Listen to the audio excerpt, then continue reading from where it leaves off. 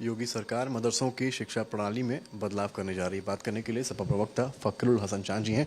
फ़खरुल जी, मदरसों की शिक्षा प्रणाली में बदलाव की बात हो रही है। एनसीईआरटी, एससीईआरटी का इंक्लूजन करना, कई सारे और बदलाव, साइंस पढ़ाया जाएगा, मैथ्स पढ़ाया जाएगा, भारत का इतिहास भी पढ़ाया जाएगा। आपका क्या रुख है?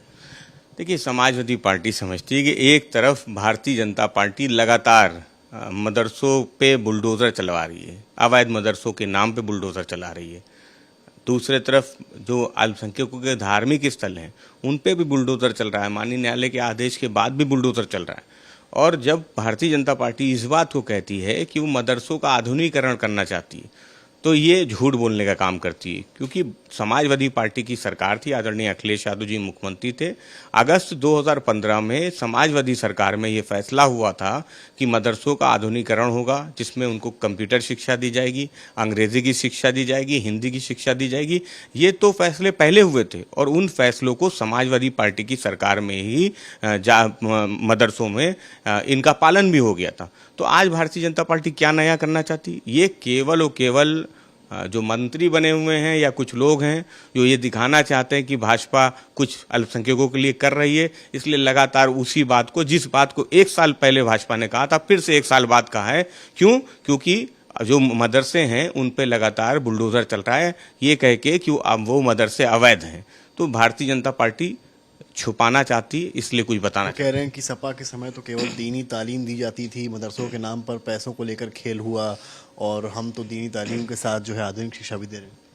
पैसे को लेके खेल हुआ, पैसे को लेके खेल तो आज भारतीय जनता पार्टी में तहसील से लेके सब जगह जारी है, ऊपर तक जारी है। और ये बात हम नहीं कह रहे हैं, भाजपा के बड़े बड़े मंत्री, बड़े बड़े पदाधिकारियों ने कही जब लोकसभा चुनाव हारे कि तहसील से थाने तक पैसे जा रहे हैं। और कब समाजवादी सरकार में मदरसों में पैसे को लेके कोई बात सामने आई?